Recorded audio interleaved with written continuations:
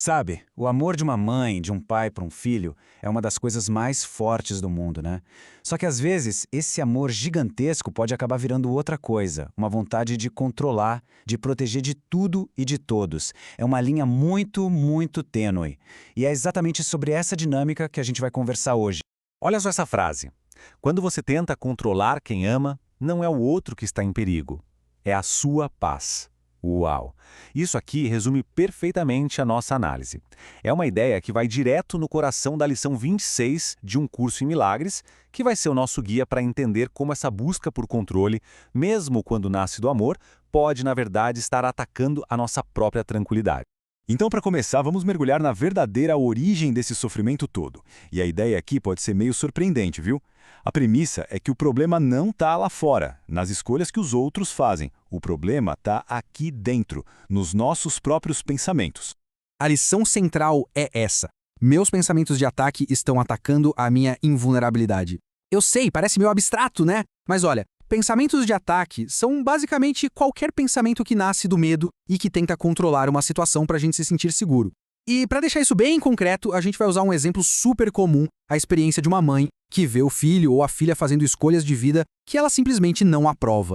E é aqui que a coisa fica interessante, porque nessa dinâmica de pais e filhos, esses pensamentos de ataque quase nunca aparecem como uma briga, uma agressão clara. Não, eles são muito mais sutis, quase disfarçados. Pensa bem. Aquela preocupação que não acaba nunca, a necessidade de corrigir cada passo, de dar conselho o tempo todo, ficar de olho em tudo, até aquele julgamento que a gente nem fala, mas sente. Tudo isso parece cuidado, não parece? Mas se a gente olhar pela lente dessa lição, tudo isso é, na verdade, uma manifestação de medo. São formas de ataque. E o alvo não é o outro. O alvo é a nossa própria paz. E para entender por que esses pensamentos nos atacam, a gente precisa definir uma palavrinha-chave do curso: invulnerabilidade. E olha, não estamos falando da segurança do corpo, da família, nada disso. É um estado interno. É uma certeza lá no fundo de que aquilo que é real na gente não pode ser ameaçado por nada que aconteça do lado de fora. E isso nos leva, sim, ao ponto crucial da história.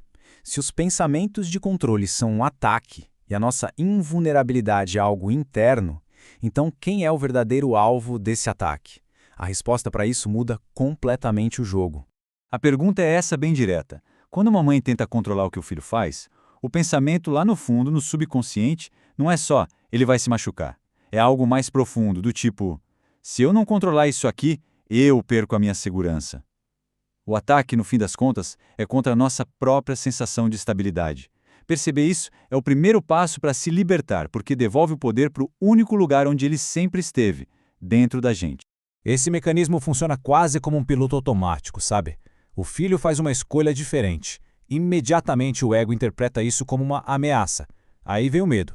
Esse medo gera os pensamentos de ataque, aqueles disfarçados de cuidado, numa tentativa desesperada de retomar o controle. E qual é o resultado final de tudo isso? A paz vai embora. Certo.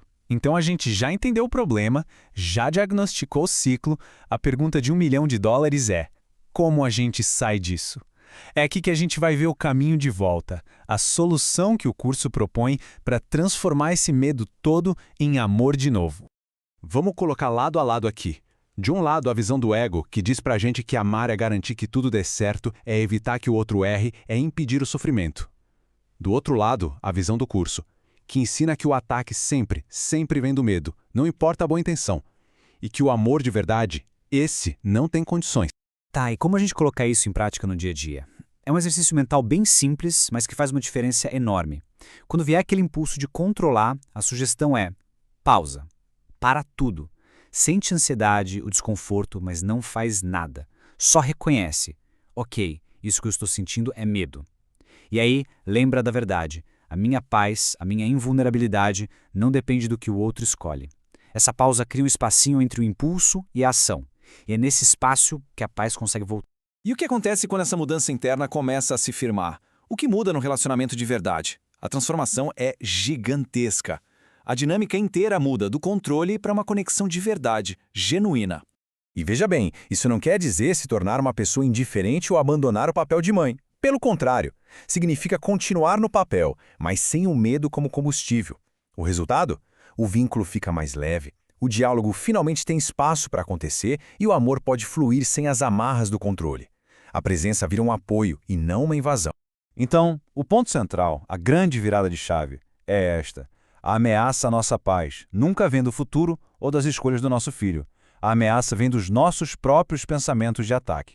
E no momento em que a gente consegue soltar esses pensamentos, o que sobra é a nossa paz, a nossa invulnerabilidade, que sempre esteve ali. E a gente termina com essa frase que é um dos pilares do curso. Talvez a prática seja só essa. Observar quantas vezes, por puro medo, o nosso amor tenta atacar, porque a gente acredita que algo real pode ser perdido. E aí simplesmente lembrar, nada real pode ser ameaçado, nada real existe. Fica aí uma ideia para a gente refletir.